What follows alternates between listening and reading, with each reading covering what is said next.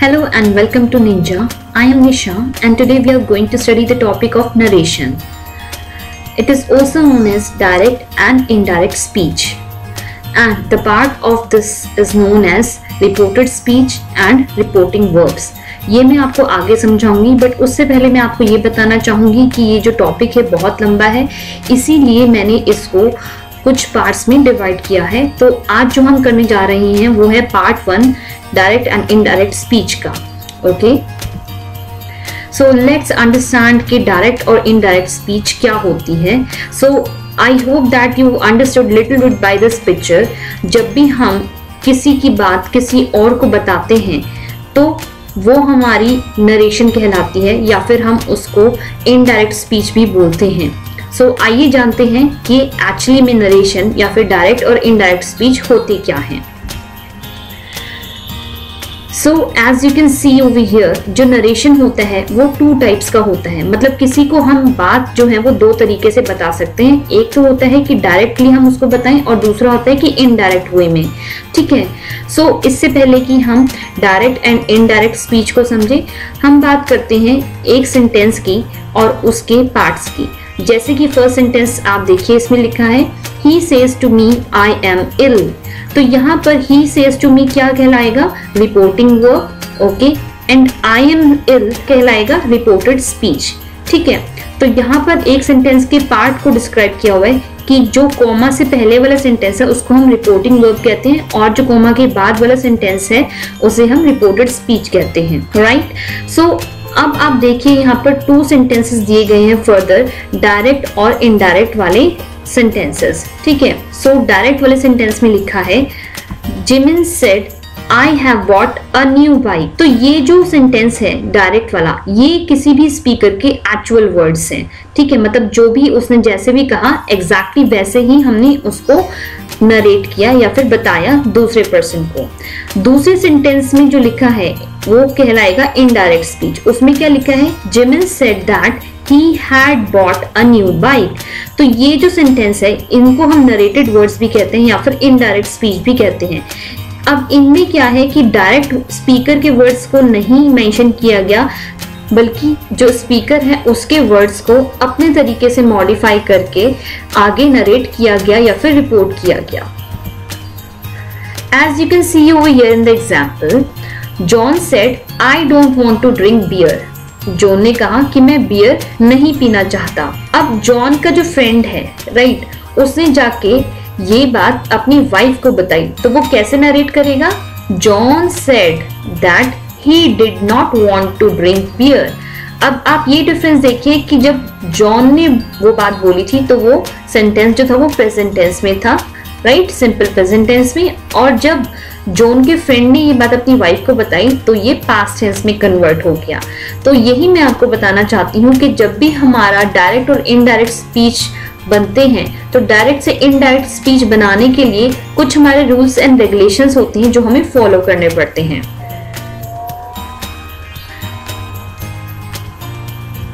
सो यहाँ पर देखिए, जो स्पीकर है उसके वर्ड्स को 2 तरीके से रिपोर्ट किया जा सकता है। पहला है डायरेक्ट स्पीच, जिसमें कि स्पीकर के एग्जैक्ट वर्ड्स को बोला जाता है। For example, the teacher said to Rajesh you have a bright future. और दूसरा तरीका है इनडायरेक्ट स्पीच, जिसमें कि स्पीकर के वर्ड्स को एग्जैक्ट वर्ड्स में नहीं पोर्ट्रे किया जाता है, बल्कि अपनी लैंग्वेज में बोला जाता है। For example, the teacher told Rajesh that he had a bright future.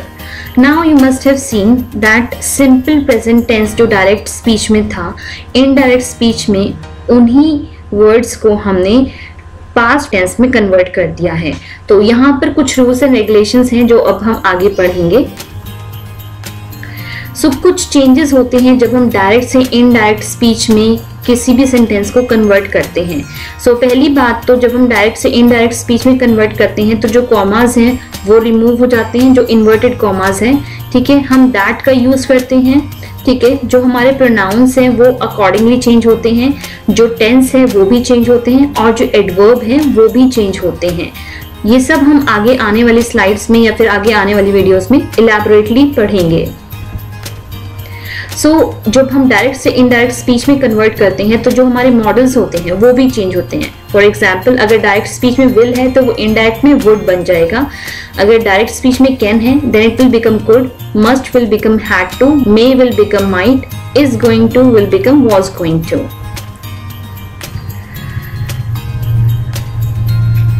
अब आप यहाँ पर देख सकते हैं कि जो हमारे एक्चुअल वर्ड्स होते हैं या फिर डायरेक्ट स्पीच होती हैं और हमारी जो नरेटेड स्पीच होती है, अगर हम उनको कन्वर्ट करते हैं एक्चुअल वर्ड्स को या फिर डायरेक्ट स्पीच को इनडायरेक्ट स्पीच में, ओके, तो हमारे ये वाले जो टेंसेस हैं वो इस तरीके से कन्वर्ट होते हैं। मींस कि अगर हमारा प्रेजेंट इंडेफिनिट है तो वो पास्ट इंडेफिनिट में कन्वर्ट हो जाएगा, present continuous will be converted into past continuous, present perfect will be converted into past perfect, present perfect continuous will be converted into past perfect continuous, past indefinite will be converted into past perfect। आइए अब हम इनके examples पढ़ते हैं।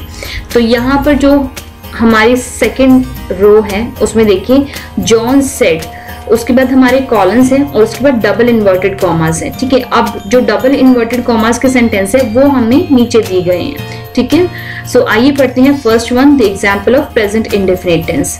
John said I want to get away from here. अब ये जो inverted commas वाला सेंटेंस है वो कौन से टेंस में है? Present indefinite.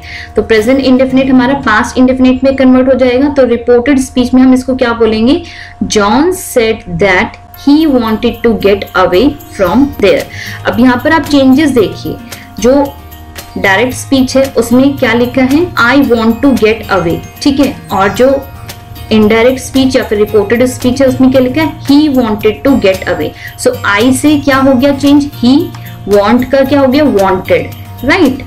और here से क्या हमारा चेंज हुआ? There। तो यहाँ पर देखिए सब्जेक्ट हमारा चेंज हुआ, I का बन गया he, हमारी जो मेन वर्ब है वांट उसमें चेंजेस आए, वांट का बन गया वांटेड क्योंकि हम सिंपल पास्ट टेंस में second form of the verb लगाते हैं, और हेयर जो हमारा एडवर्ब था वो हमारा कन्वर्ट हो गया देयर में, राइट। आइए बढ़ते हैं next sentence of present continuous. John said I am leaving tomorrow. So now if will converted into indirect speech या फिर रिपोर्टेड स्पीच तो हम क्या बोलेंगे? John said that he was leaving the next day। अब ये देखिए प्रेजेंट कॉन्टिन्यूअस किस में कन्वर्ट हुआ? पास्ट कॉन्टिन्यूअस में। सो यहाँ पर I am leaving की जगह हमने क्या लिखा? he was leaving। tomorrow किस में कन्वर्ट हुआ? next day में, राइट। आइए बढ़ते हैं next example of present perfect. John said I have found a new job in Canada। Now if we'll speak this sentence in indirect speech then what would we do?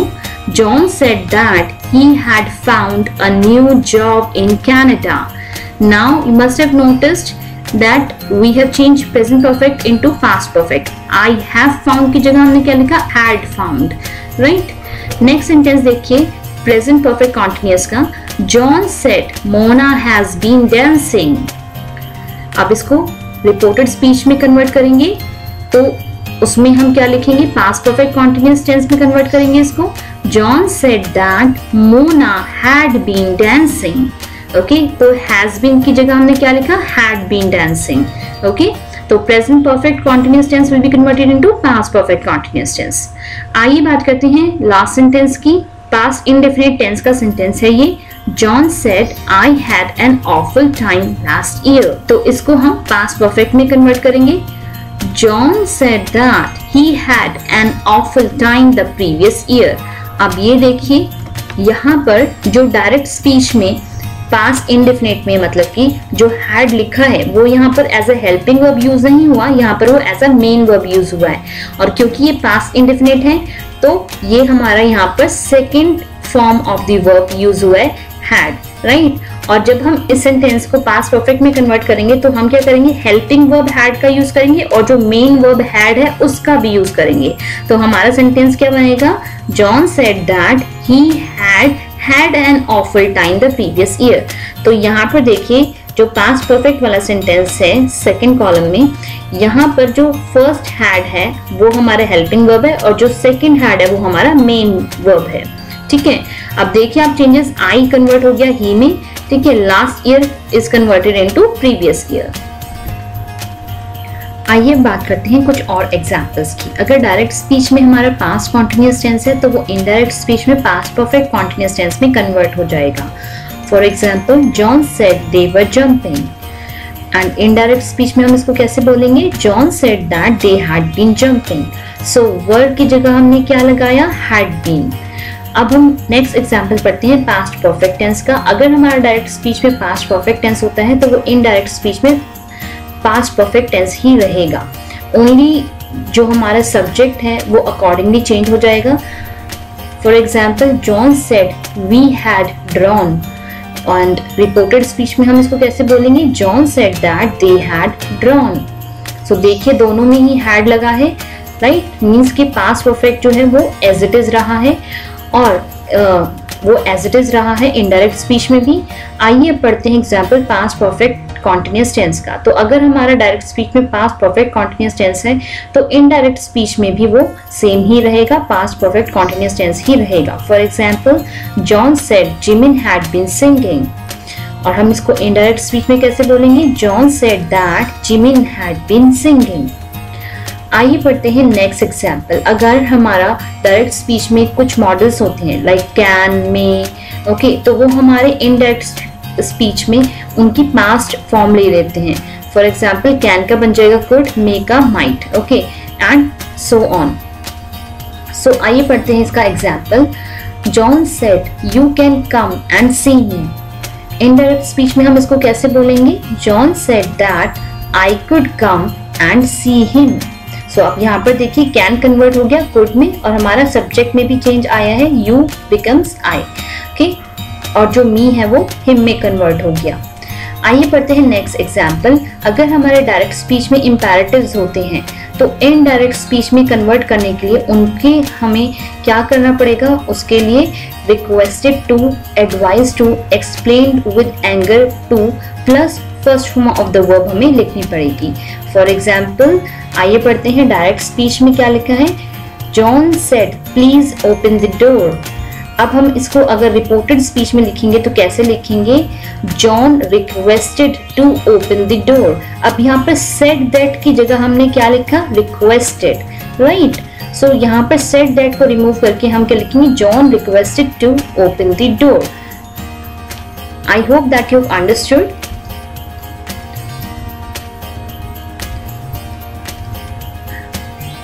आइए पढ़ते हैं कुछ examples. सो यहाँ पर लिखा है he said I am playing। सो इसको अगर हम इनडायरेक्ट में कन्वर्ट करेंगे तो क्या लिखेंगे? he said that he was playing।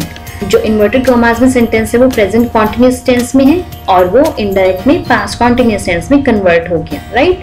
And I की जगह हमने क्या लगाया? he।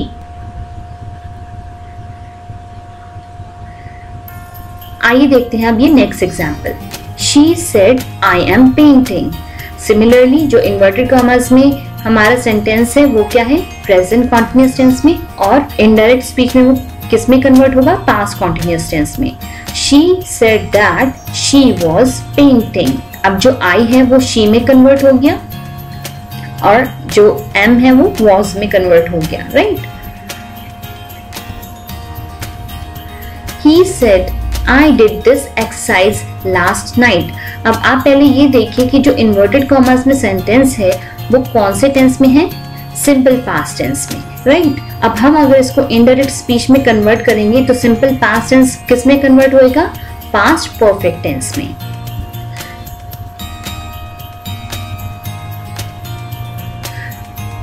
So our sentence will be he said that he had done that exercise the previous night। अब यहाँ पर देखिए did की जगह हमने क्या लिखा? he had done, okay, that तो आएगा ही इनडायरेक्ट स्पीच में।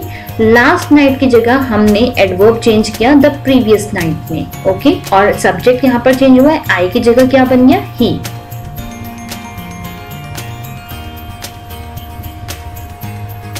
आइए पढ़ते हैं next example. The inspector said I am glad to be with you today। अब ये देखिए ये हमारा सिंपल प्रेजेंट टेंस में है। अब इसको हम सिंपल पास्ट टेंस में कन्वर्ट करेंगे अगर इनडायरेक्ट स्पीच में लिखना है तो। The inspector said that he was glad to be with me that day. अब देखिए am is converted into was, today is converted into that day, right. और जो हमारा सब्जेक्ट है आई वो कन्वर्ट हो गया ही में, और ऑब्जेक्ट जो यू था वो कन्वर्ट हो गया मी में। I hope that you have understood the topic. Ninja Education for All. See you again.